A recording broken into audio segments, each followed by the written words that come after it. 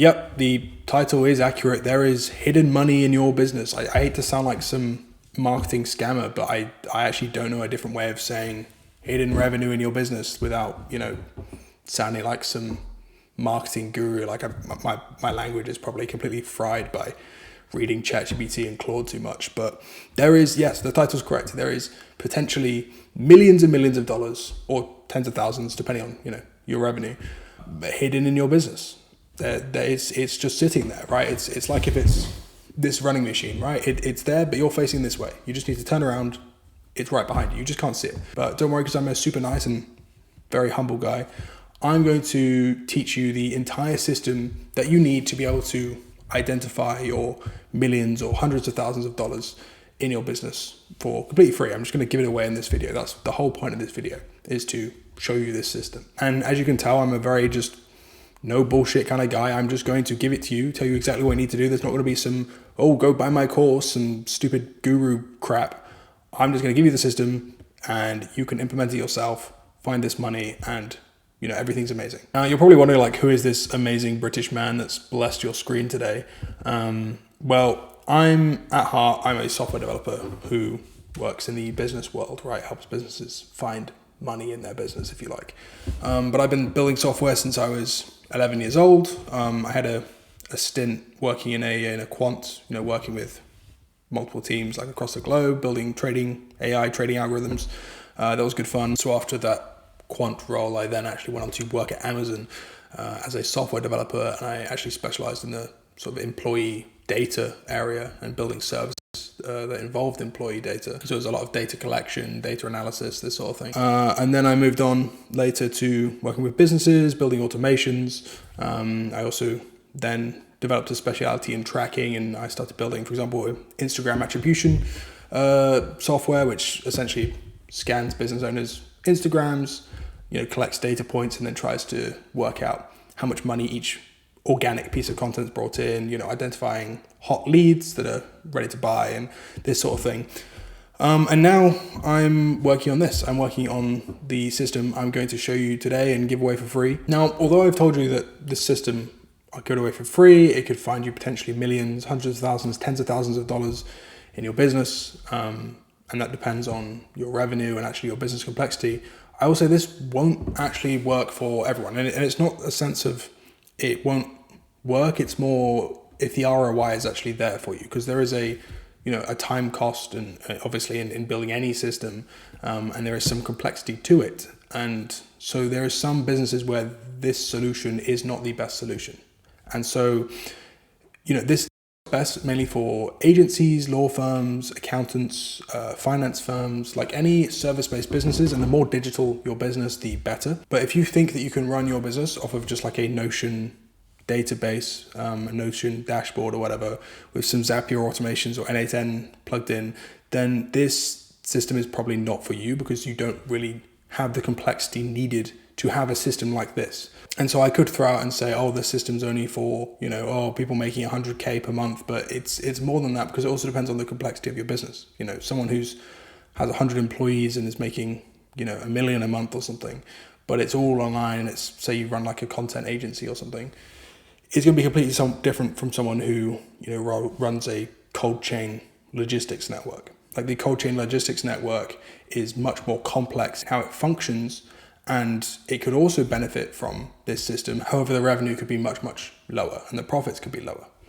And so I don't want to just throw out a revenue thing, and I'll just say, if you think you can run your business off of Notion and some quick automations, this is not for you. And then the other thing I will say is there are different levels to this. So if you are a smaller business, there are more condensed, cheaper setups than the full setup that I'll describe today. And of course, if you're on the larger end, loads of employees, loads of different technology, different tech stacks, loads of tools, loads of data, then the more complicated versions of this are best for you. Now you might be wondering, I've said I'm giving this system away for free. I've told you who it's for, and I've told you it could find millions, hundreds of thousands of dollars, tens of thousands of dollars, again, depending on revenue, whatever. Like, you might be thinking, like, why would I give this away? Why would I not just sell this as some product, as some template, as an info product? Why would I not just make loads of money off of this thing?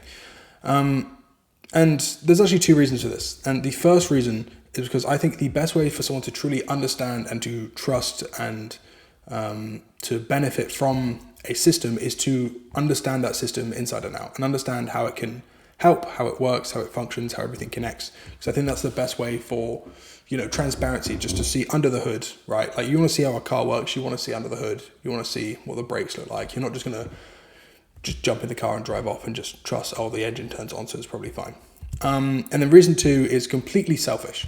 And that is, my entire business is setting up and building this system, because some of you will watch this video and you'll see the system and it's amazing, and you'll just go and implement it for yourself, which is awesome. I really hope you do that. It's nice and cheap and easy for you, and you'll make loads of money, which is, probably the only reason you're watching this video with the big flashy numbers in the title.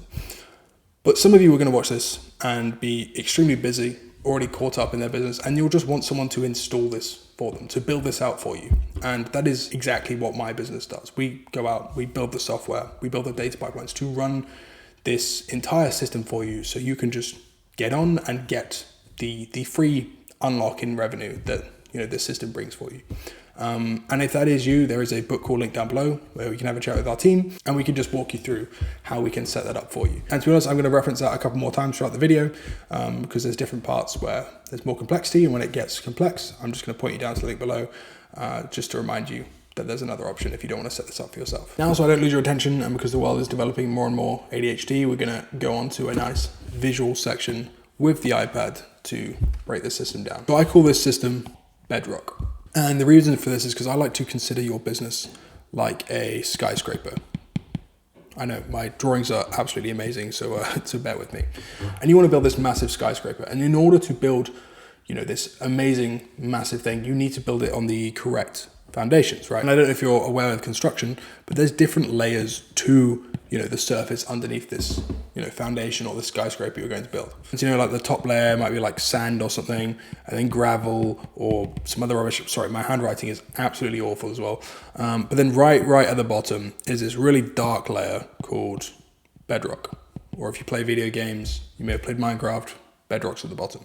In order to build a massive, skyscraper like this one, or like the Burj Khalifa in Dubai or whatever, you need to dig down and make sure you hit into the bedrock layer like that and build your foundations into the bedrock. Because if you start to build into the sand or the gravel, then your tower is just going to, fall over, right? So I like to say that most people right now are like this. Their business is built on sand. It's just going to topple over anytime soon. You can't pull your numbers, you don't have clarity on leads, you don't have follow-ups in place, there's everything's just scattered, it's in 200 tools, it's just, all over the place. Whereas when you actually build into the bedrock, or when you run your business on bedrock, you have these foundations, which is like your one source of truth. It's your one dashboard you go to view and run your entire business. And so every business decision, instead of, resting on sand and toppling over, is run on bedrock. Every decision is on that solid foundational layer.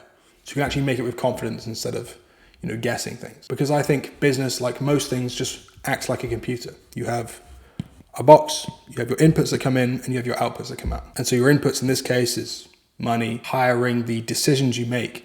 And then your outputs is, your revenue, even your happiness, among other things, I think you could imagine. And so as a part of, let's just write it out again, as a part of Bedrock, there are 3 different steps. Like if you haven't gathered already, Bedrock is fundamentally a tracking system to help you collect and display data to make better business decisions and find hidden revenue. So the first step is collect.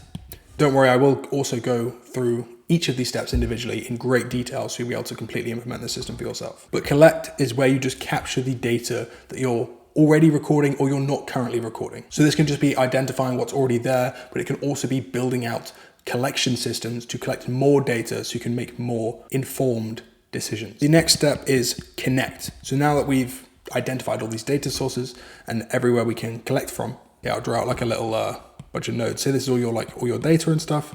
Then connect is then connecting this to a single source. You need everything in one place so that if you want to be able to see connections and patterns between multiple different sources, a practical example is you could have funnel data and you could have sales call data, and you could then be able to connect your sales call data to your funnel data so you can then see the patterns that come through them. So if you change something on the landing page, you can then see the effect on your sales calls and your close rate and eventually your revenue. And so then the final step I just like to call C. So we've collected all of this data. We have pipelines that all funnel into a single source of truth, which then allows us to make patterns and connections within that data in this single source of truth. And so then finally is actually being able to see this, because being able to make predictions and connections between data points is great, but it's only if you can actually see it in a way that makes sense for you and your employees. And so C is where, you build out the dashboards, you build out the different pages where you can track things, you build out the A/B testing.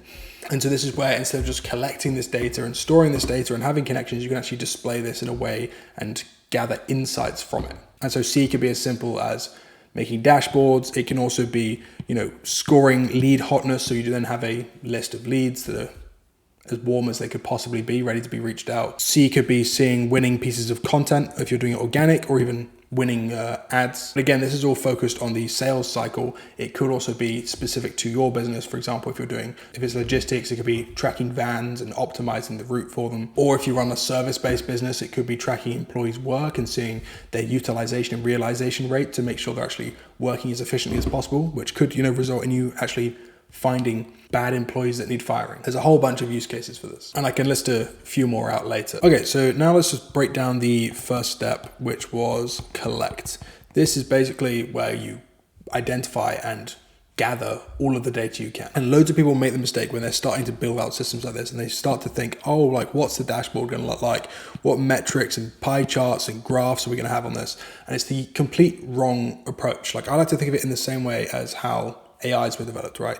It all starts from the data. You can't predict what insights you can then find out from that data until you've actually collected it and you have everything that you have. It's the same with statistics. You can't run models and make predictions off of information that doesn't exist yet. And so that's why the dashboard should be the last thing. The dashboard is the display of all the research you do beforehand, from data to finding trends, and then you display that information on a dashboard. But that's the last step, not the first step. It's the biggest mistake, and it annoys me so much. And so when collecting data, I like to think of it as every data point almost represents some sort of action. So, on the sales side, this could be like an opt-in. It could be a click on a page or a link.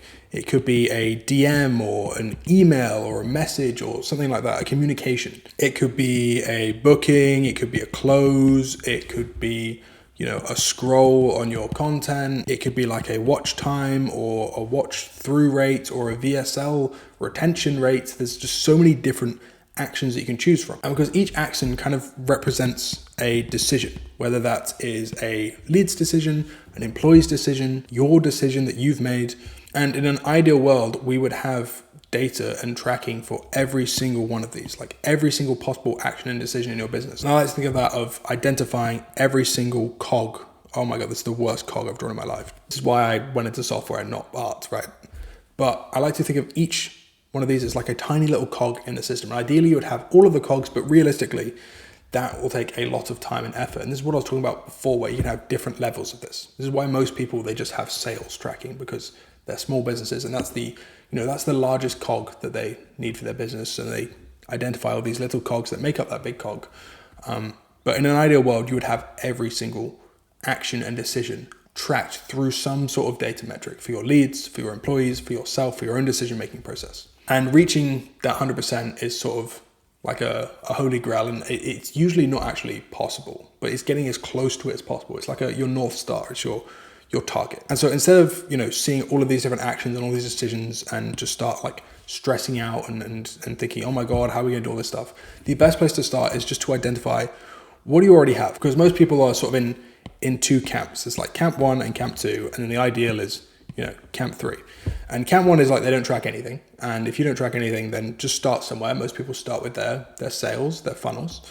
And then camp 2 is more likely who you are, where you track most of your basic metrics that you care about, right? Your conversion rates, your click-through rates on ads, your close rate, your show-up rate for sales. It's just all about conversion, but you don't track anything else. And so then if that's you in that case, then it's going to the actions, right? It's first identifying what you already have, which is probably all this conversion data, all these opt-ins, all this email list, whatever however you do your marketing. After you've identified what you already have, then it's zooming out and saying, okay, what else can we collect? And in most cases, you can just add additional data points onto existing things. For example, most people will have a landing page or some sort of funnel, which is very common to do VSLs, or it's very common to have copy or reviews or whatever. And so instead of just tracking how many people clicked, how many people opted in, how many people, whatever, there's loads more metrics. There's the VSL retention metrics. For example, the metrics you have on YouTube, you could have on a VSL. You could see where people stop watching. You could see where people skip or speed up. Or if your sales mechanism doesn't require video, there's also just the scroll depth. You could see how long someone's on a particular section of your web page. You could see maybe where they highlight something, which indicates that they're trying to read it more carefully. You can measure how much time they spend on the page. There's lots of much more smaller metrics that can help you give a more deep understanding of what's actually going on and how people, again, I keep giving lead examples because that's the easiest one to give, but also, how your leads, how your employees are interacting with everything. And so then to summarize this collect section, it's, let me write these down because it's important, right? One is identify what you already have. I just write identify the existing data you have. And then it's map out the new data that you could collect. For example, like I said, the retention rates on VSLs, the scroll through rates. I know, for example, in the past you were able to track email scroll depth as well, but I don't believe that's possible anymore, unfortunately. But yeah, after you've identified your existing data and you've mapped out your new data, then the third step is to just build out these systems to collect that new data and also just ensure that your existing data is being collected in a thorough way and in a fair way. For example, back in my trading days, and this is possible with business data as well, it's possible to collect data in a way that misrepresents what's actually happening. So as a basic example, I mentioned the scroll depth of a web page.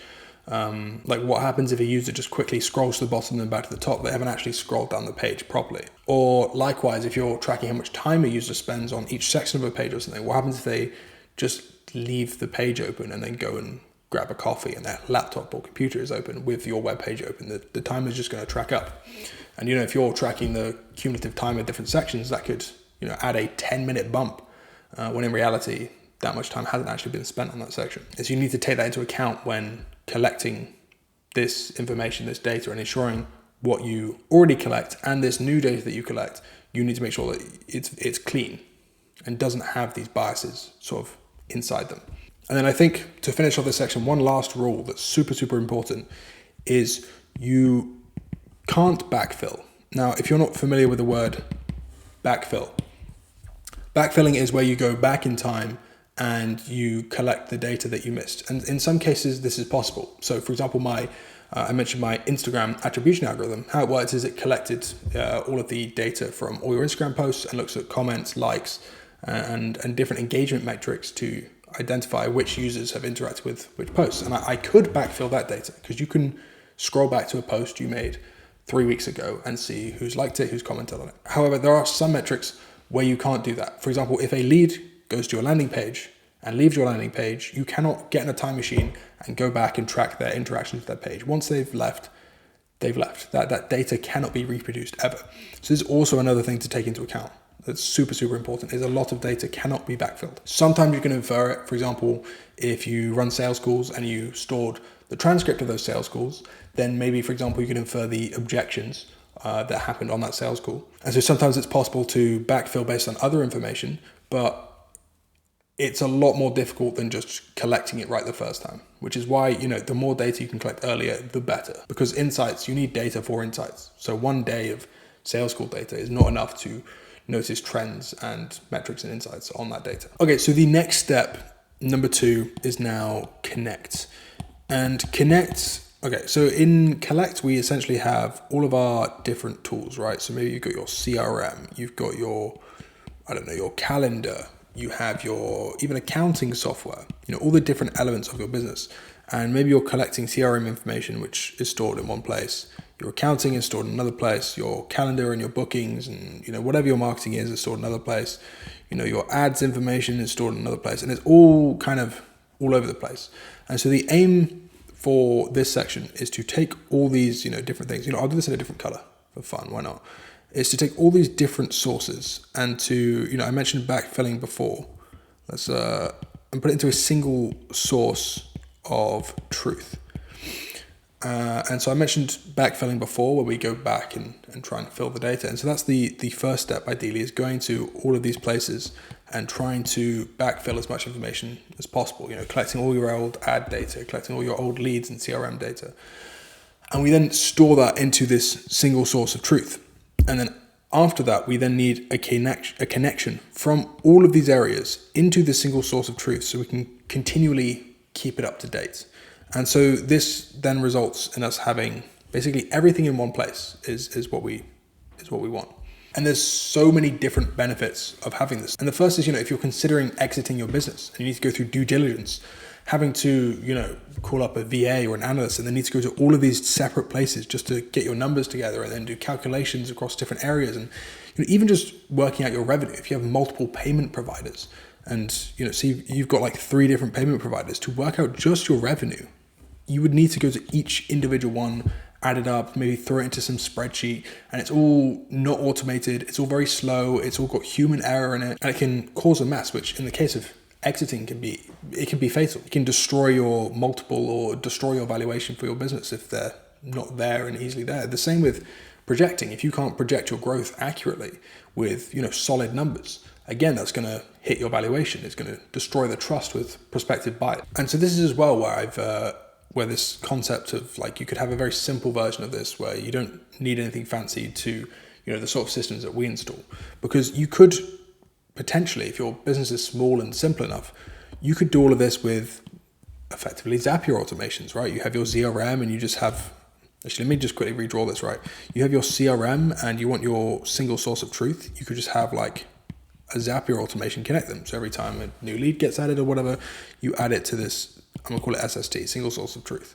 And the same with, Calendly, you get a new booking, right? That connects to your CRM with a Zap, and then that goes in the single source of truth. Maybe there's some extra data you want. You just connect it all with these little automations that sure you could set up in 5 minutes. But for most larger businesses, this won't scale very well.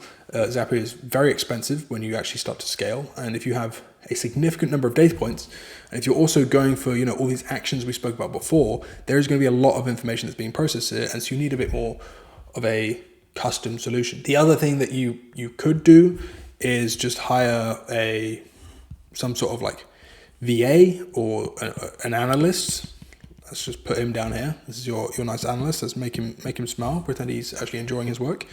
And this analyst would then go to your CRM, he would go to your calendar, he would go to your accounting, whatever. I'm not writing all this out. And then he would, spend time and hours in processing and potentially introduce, a bit of human error. Let's throw that in here. And then he'll then throw out a spreadsheet with all of the information you want. But again, this is another employee in the books. It's a slow process. You can't just have your numbers on hand. You're gonna have to wait potentially days for, this sheet to be produced, depending on, what sort of information you're trying to gather here, what sort of insights. And, realistically, if it's meaningful insights, he can only really do one at a time. And so then you're just going through one by one different insights. Oh, what should we change on the landing page? Multiple days later, new spreadsheet. Look at the spreadsheet. Oh, okay, maybe we should do this. Then you try it. And so your cycle of, your iteration cycle then is extremely slow. However, I'm not hating on the solution. If there isn't much data or it's rather simple, or then again, you can't afford to have a fully custom automated system, then, this is still a valid option.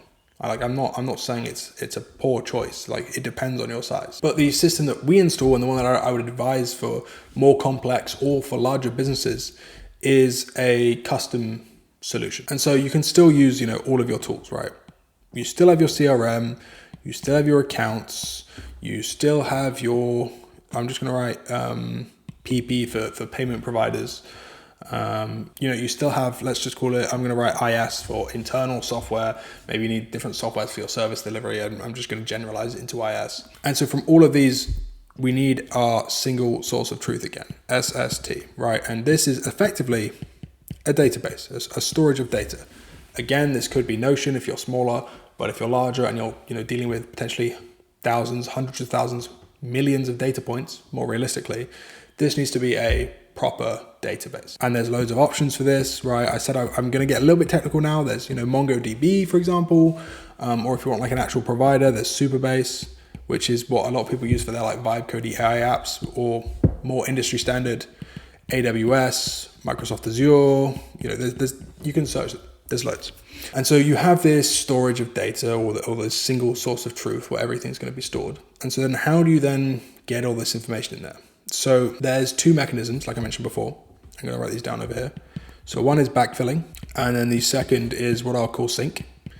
Backfilling is getting all the old data, like I said, and storing it. And then syncing is any live data that needs to be, updated. And unfortunately, it depends on what CRM you use, what accounting software you use, what payment providers you use, what internal software you use, because there's different things they expose, and they have different methods for doing this. So I don't get too technical, but for example, all of these are likely to have an API, which is like a web endpoint that you can ping to get information, and you have like a little code to make sure that you can access only your information and stuff. And so one thing you could do is have a little bit of software here that basically pings all these different things for updates and asks for updates, and this is called polling. This is actually a very inefficient way of doing it. The other method is a lot of these platforms can have webhooks. A webhook is just like a little connection. So every time there's an update or something changes, the webhook will, ping this piece of software with the updates. And then to make this even more complicated is, and again, I said I've mentioned this, if you want us to do this for you, please book a call down below. We'll walk you through it, not the technicals, but we'll walk through how we can implement it for you. But if you have any software like your CRM, your accounts, anything, and your data storage, or we've been calling it single source of truth, hasn't it? SST, let's call it.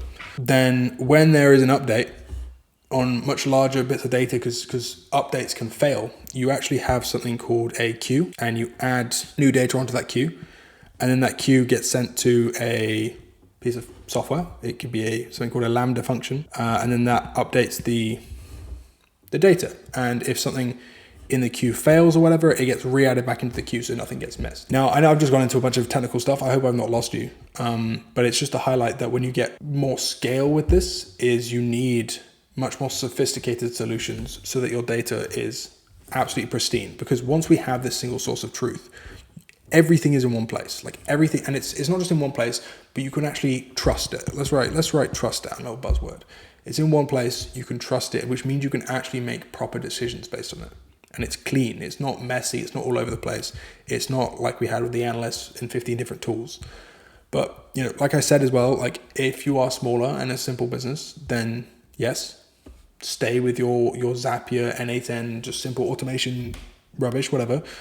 Or stay with your analyst, stay with your cheap VA in the Philippines who's going to go collect it all for you and have a look at it.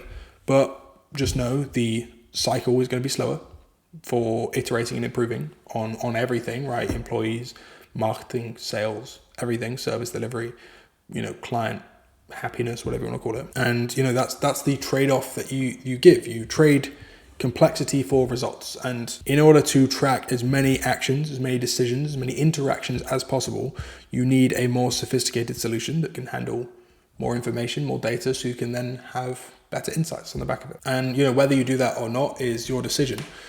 But in order to unlock this hidden millions of dollars, hundreds of thousands of dollars, tens of thousands of dollars even, or just ignoring the money to be able to grow as fast as possible, you kind of need this better, more long-term, more stable, more secure solution. And like I said, if you want us to do this for you, book a call down below. But if this solution isn't for you, that's not to say the rest of this video isn't valuable, because the next step, whatever data you have, is to then analyze and see that data. So I'll move on to that now to, stop scaring you from these scary diagrams. Okay, so now number 3 is the C step. This is what everyone wants to do right at the start, but this is where we actually get into the nitty gritty. Like, what are the insights? What's the, logic? What's the lessons we can take from this and learn to actually improve the business? Like, this is the step where it's like, right, here's what we need to do and here's why, based on real numbers. Because up to this point, we've got all of our different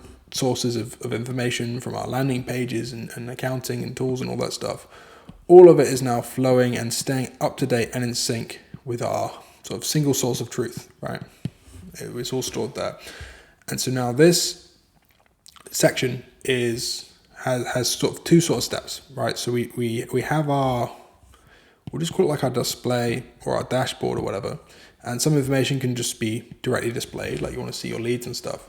But then there is extra things where we can then add a sort of a model step. Now this is where I would call it sort of, this model it can be multiple different things. It can be predictions, it can be like equations if you like, it can be, let's write this down.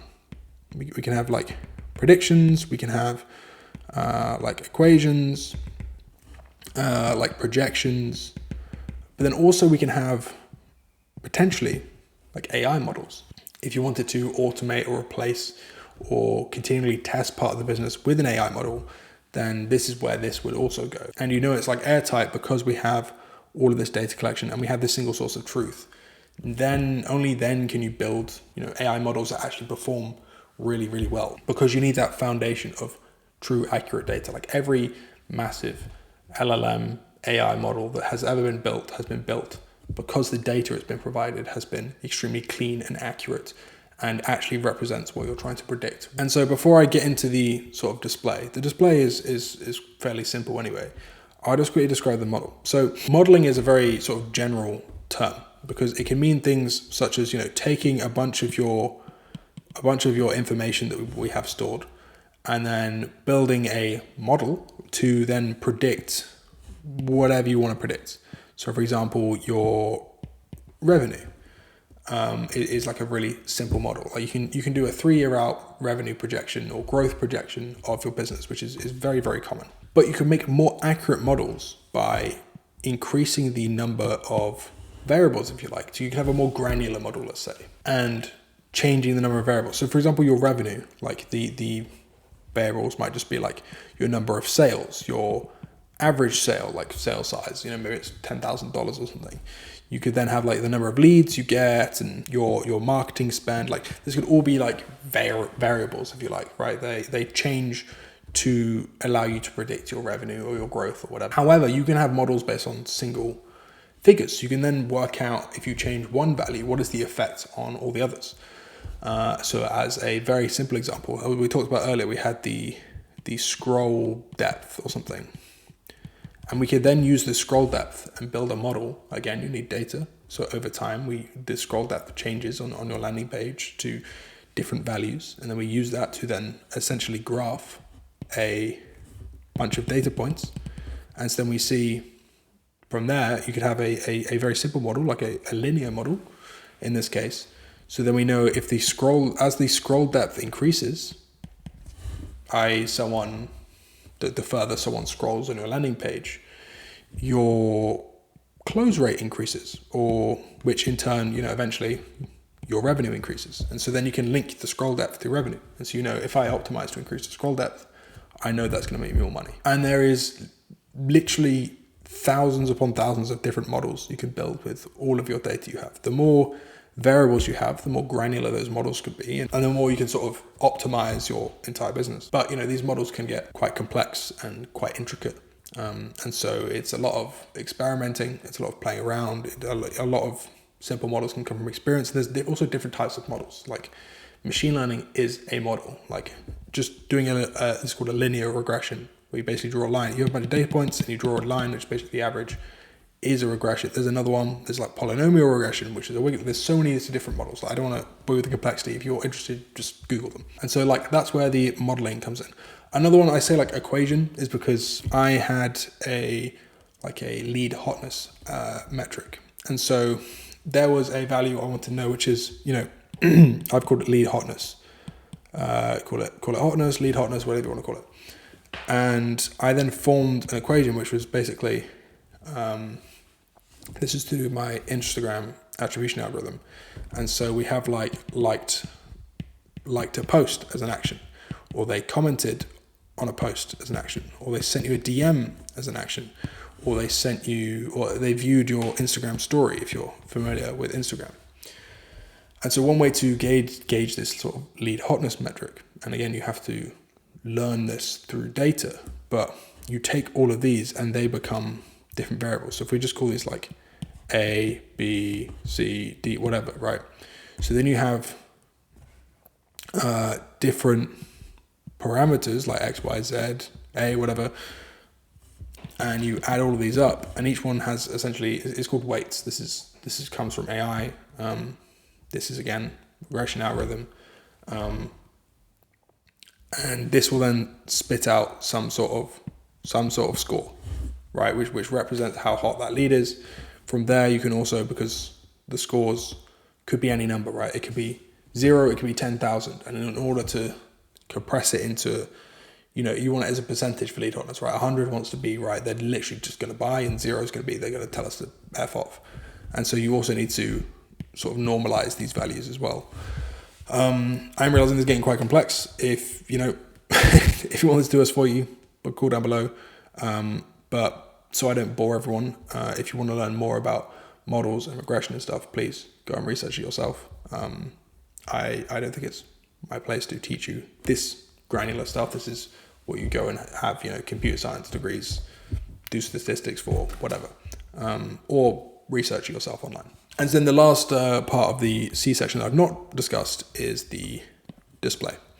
And so with the display, this is just taking all your raw information. So for example, your close rate, we talked about scroll depth, your scroll depth, average watch time. There's so many metrics, revenue, and we can just display these as figures. We can also display them as graphs over time. So your close rate, we could view it on a rolling monthly basis. So you can see each month what your close rate is doing. And so maybe it's, this is the graph and your close rate's like this and this and this, and it's going up and down or whatever. Same with all these other metrics. We can view these as graphs. Then also we can display our models. And so there's, we can display our little scroll depth model, our projections, and this is based on, the models we built out. So let's go back to a simple example, right? Projecting your growth. We can view that. So we have all of these metrics that we can just view normally. We can view them over time, which also means we can view your projected growth over time, because the projected growth model is basically an equation once it's up and running. And so you just plug in, your numbers, A plus B plus C divided by some random number or whatever, and it spits out a number. And A might be your revenue. This could be your average watch time. It could be your close rate, whatever, to then make this number. And so then we can view these sort of compound metrics or modeled information over time as well. So then we can get even more graphs and information. And so from all of this information, you now have a dashboard which displays all of your data. There are extra pieces of data we could store. For example, non-numeric data. For example, objections on sales calls, right? That's just sentences. In order to be able to produce models, you need to turn it into numbers, which is a whole other complex process in itself. As a brief example, say you had, this is like, I need to ask my wife. This is like a money objection. This is, I don't know, family issue. I don't know, someone just died or something. You could, as a simple way of numbering these, turning this into numeric data from sort of written speech, whatever, you could just number these and say, okay, well, this is 1, this is 2, this is 3. And then every time it's a wife objection, you label it as 1, label it as 2. This is a very common way of turning non-numeric data into numeric data by sort of just categorizing it by a number. You're just labeling it with a number, basically. Oh, this is objection 1. But again, I appreciate I may have confused you with all of this again. The whole point of this is displaying all of the information you've just collected in a way that can then help you produce these business insights. And one, I've forgotten to mention, one benefit of models is if you have a thing that says, if I change this thing, maybe it's your close rate or something, I can then put it through a model and see, well, it has this effect. This then means instead of actually testing things, you can model things instead and say, okay, well, if I increase my close rate by 5%, what is the effect that will have on all parts of my business? And it's not just, of course it's metrics you care about, like your revenue and that sort of thing. But it could also be, what does the scroll depth have on my lead hotness or something? Or what does the scroll depth do to my close rate? Or what does it do? I mean, if you can track this, but what does the scroll depth actually have on my happiness? And, you could have revenue as a value that affects happiness, this sort of thing. There's almost unlimited different potential here. And this is why it gets extremely granular and complicated. But it can genuinely produce incredible insights that can completely change your business. And there is layers to it. You would obviously start with the values that are obviously going to produce the best results, and usually this is more general values, right? You always start with your revenue, your close rate, yada yada yada, but then you get more and more granular until you essentially have data points for every part of your business, so you can optimize anything you want to. And this is where you find the hidden revenue. And I'll actually go through an example right now, and I promise I'll only use some very, very simple numbers, so it's super, super clear, to show you an example of how you can run this process of collect, connect, and see to actually find this revenue in your business. So I'll go from a full example of collecting information, storing information, displaying it, and then using that displayed information to find thousands of dollars. Okay, so for this example, I'm going to use a sort of just a sales page. Say this page gets 30,000 visitors per month. And so it's got good traffic flow. And on this page, there is some sort of opt-in for an email, for a call, whatever it is. And out of all of these people who visit, 1 in 10, so 10% of them, opt in to this form, which would then produce 3,000 leads. And so this is probably the insights you currently have for a sales page if you run something similar to this. But now let's say we get Bedrock and we install this system. And on this page, there is a VSL, there's a video. And we found out through tracking of this VSL that people who watched up until 12% of this video, right? This is you and your VSL.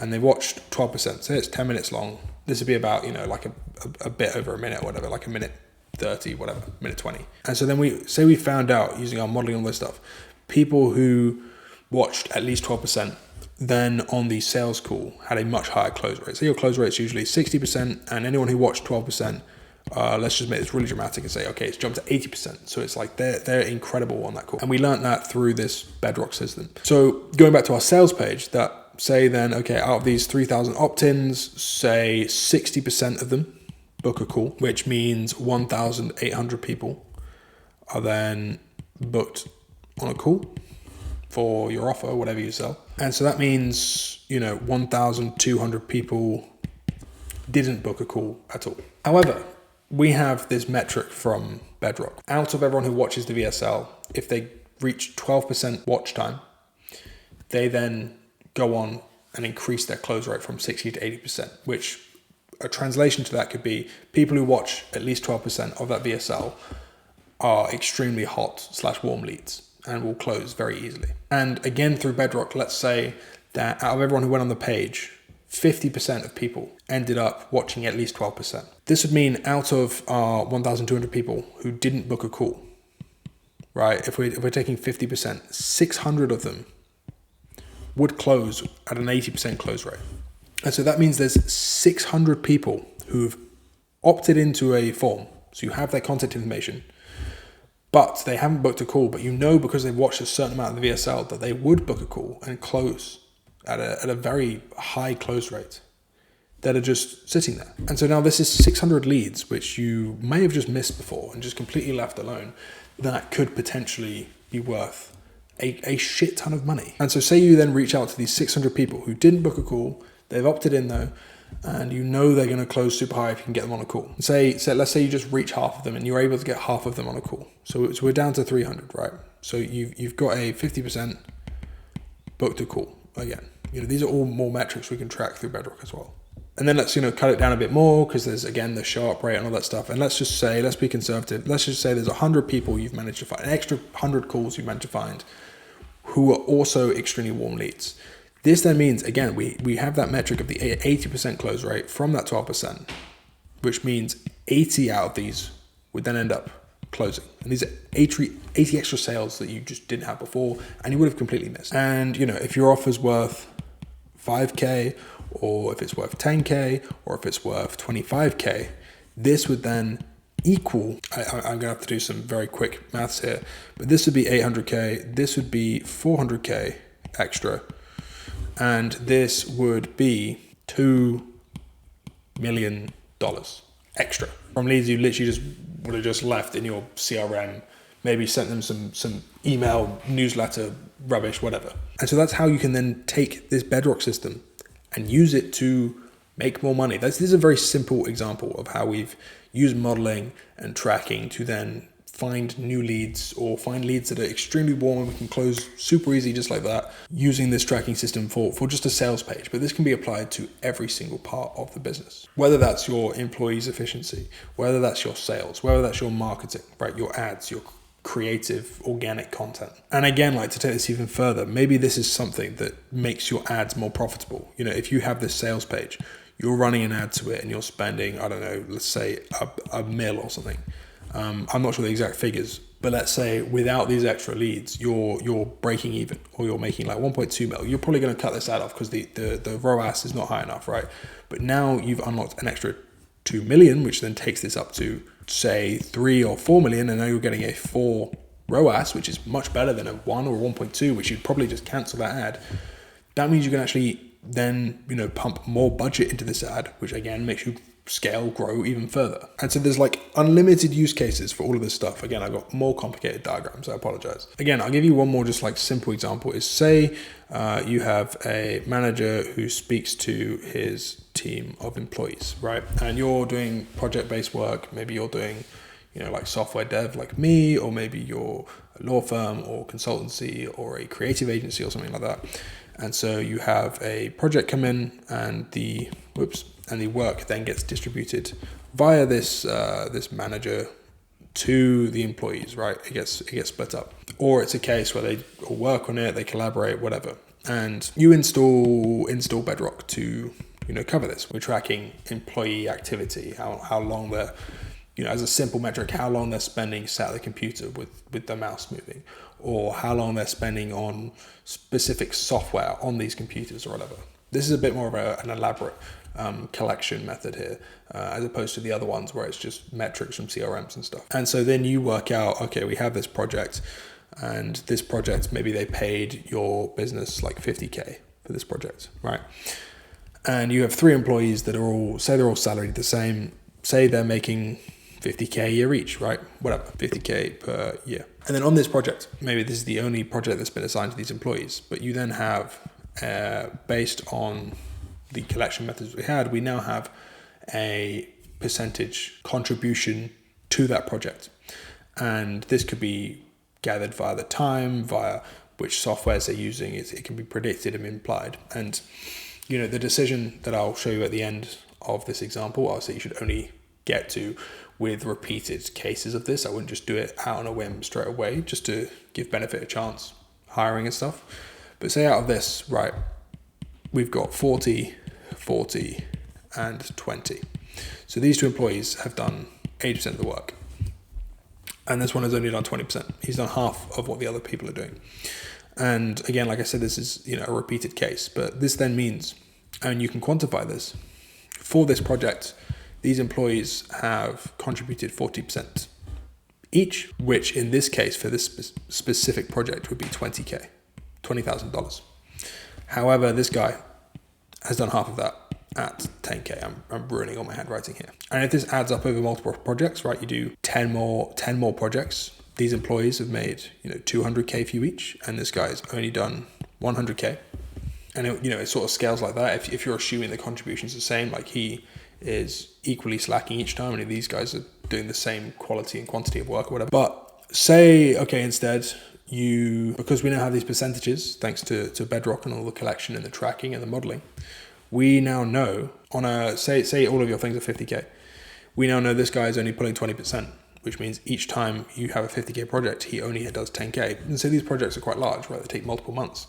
If this singular employee is working at that 20% rate and contributing 20% and bringing in 10K, but you're paying him 50K a year, if he's only doing 5 projects, in a year because they're long term, they take a long time, then he's only bringing in 50K, which means you're not making any money off of this employee. Like the whole point of employees is, again, similar to ads, is to have a ROAS. You pay 100, they make you 200, you've got a 2x, right? A 2x return on not ad spend, but ROI. And in even worse cases, if this then drops to 4 projects, this goes from 50K to 40K. So you're paying him 50 and he's only bringing in 40. In these cases, there is obviously multiple things you could do. You could fire him, you could reduce his pay somehow, although that's probably the equivalent of firing him.